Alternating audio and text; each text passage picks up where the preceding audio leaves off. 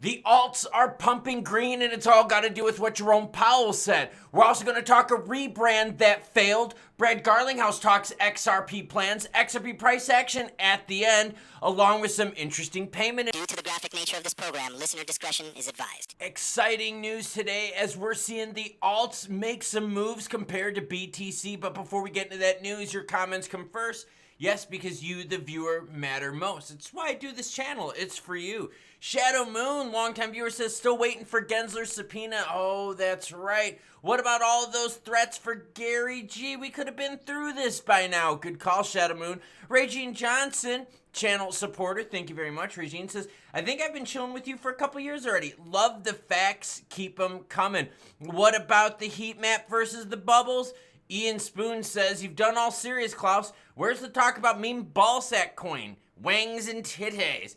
We could do a little bit of a meme video, but yeah, let's be real here. I'm not always serious. I do talk a lot about boobies and wangs and money and pumps and dumps and crypto bubbles or crypto heat map.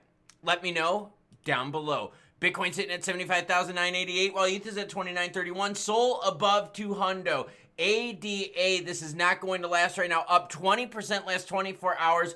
44.7, 55.4 is the price of XRP. XLM broke 10 cents on the JP News. ICP back up to almost $8 here. Near looking healthy as well. So let's get into what happened. Jerome Powell's remarks ripple through the crypto market. Well done there with the ripple term. You know, people were searching that up. Powell emphasized that the economy is strong, so officials can take their time lowering rates. He also stated that the policy remains restrictive despite the latest rate cut and that policymakers are working to bring interest rates back to neutral levels. As for when the Fed will adjust the pace of its rate cuts, Powell said officials might move faster if the labor market deteriorates. Okay, I want you to think about that, okay? If the job market goes poopy, we're going to need help real quick. But Powell and a lot of people out there are saying the economy is strong. And I know. Before you freak out and hit the keyboard, he did say, though, that for Main Street, they have not felt the relief yet. That we're talking about Wall Street's economy is strong. Main Street, it's going to take some time for these rate cuts to affect us. If you're not buying a house, if you're not buying a car, if you don't got a lot of credit card debt, well, then guess what? These rate cuts aren't going to be doing too much for you. This takes some time, but the market is pricing in optimism. The reason you're seeing so much green up on the screen right now, and whether that's heat map or bubbles, it's got to do with the forward look of the Fed. The next 12 to 18 months, tons of rate cuts. So we're hoping that can open up housing a little bit, open up the car market. Yeah, that's right, those $1,500 mom-mobile car payments, hopefully that's a thing of the past. Now, let's talk about some good payments news. Yeah, this is actually really good stuff. A lot of people in the United States are worried right now about losing the rights for this and that. The United States is going more states' rights, and that's something I've been bringing up now for a couple years, that crypto is going more and more and more like cannabis. Yeah, think about that. Cannabis, federally illegal, but a bunch of states out there are doing their own things, their own laws, and the federal government is staying away. Well, guess what? You're seeing the same thing happen with crypto. Detroit becomes the first major U.S. city to accept taxes and fees in crypto. And remember, Detroit is a very big Republican or Democratic hub. So even the Democrats on some of these city and state levels want to get in on this. The mayor says it's fostering a technology-friendly environment. What happened? Well, residents would have the option to use crypto to pay for utilities through a platform managed by PayPal. This initiative was part of a broader strategy to tap blockchain tech and enhance public services. This is what Mike Dugan said, Detroit mayor. Detroit is fostering a technology-friendly environment that empowers residents and entrepreneurs. We're thrilled to be among the first major U.S. cities to explore blockchain civic applications and offer residents the option to use crypto for payments. This is what we want. We want more politicians out there telling us how good it is to use crypto. We don't want all the, this is only for nefarious activities or crypto's only for money laundering and all that kind of bullshit. No, we want the good stuff like this. So seeing a Democratic stronghold post-election say, yeah, we're going to start accepting crypto payments, that's a freaking awesome thing. Now be real though. How many of you out there would actually use your crypto to pay for something, or are you holding on to it for speculative reasons? You want to talk about one of the biggest flops out there? Yeah, how about Maker's rebrand? Dude, okay, so Maker rebranded. And you know why companies rebrand? It's because things aren't hot, spicy, and juicy. They're boring, right? Stellar rebranded their image, did not help them at all. Ripple rebranded their payments name. Yeah, why? Because it was a bit confusing for some people and they wanted the market to see a differentiation.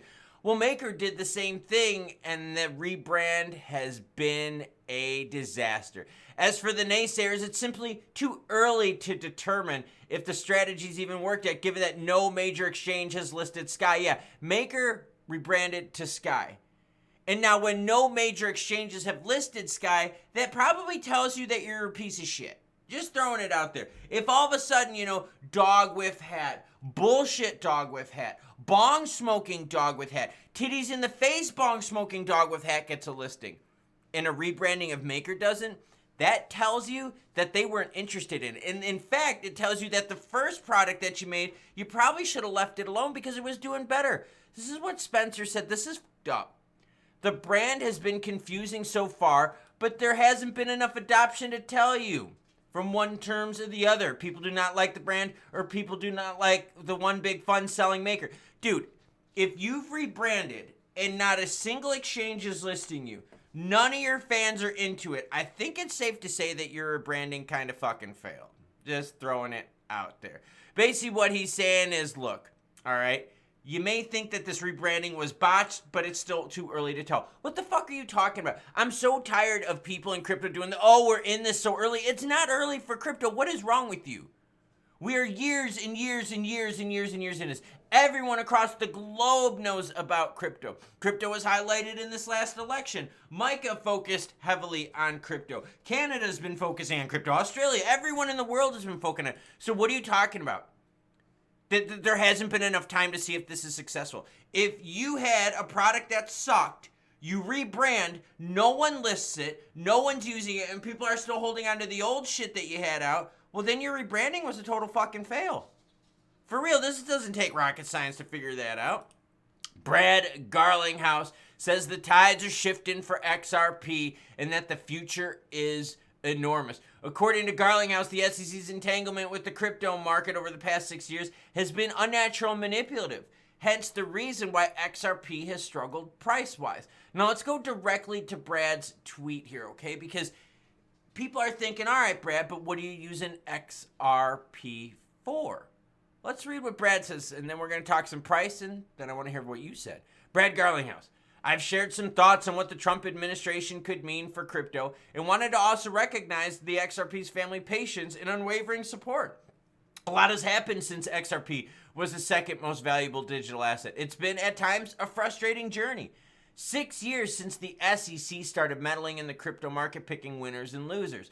4 years since the SEC sued Ripple, and now we finally see a light at the tunnel as these external, frankly unnatural, manipulative market factors fade. So again, he is saying that the reason XRP is struggling has a lot to do with the SEC's regulation or over-regulation of the crypto space.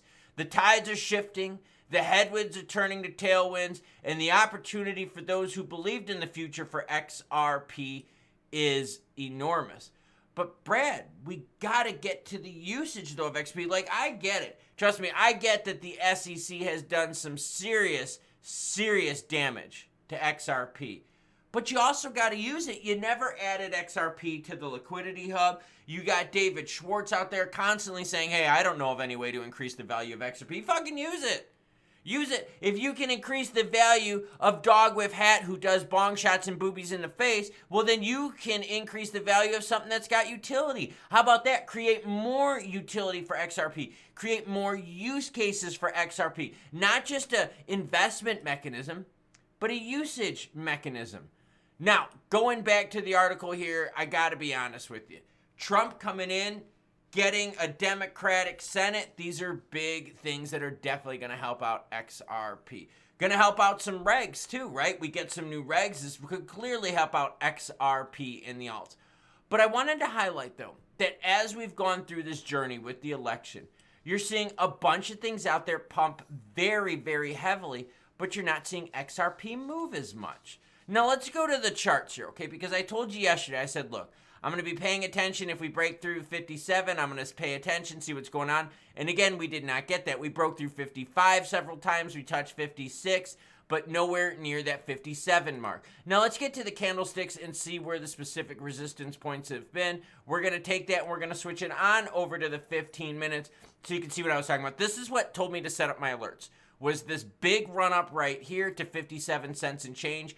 But the immediate rejection, these are 15-minute candlesticks, so within a half hour, they rejected that action. Now, we did find support at 54 cents, and we got pushed back now several times at around 56 cents. So we got a break through 56. We got support north of 54. Volume is still decent. Got to be honest with you, 1.37 in volume is still decent, but again, it's nothing compared to the performance we're seeing.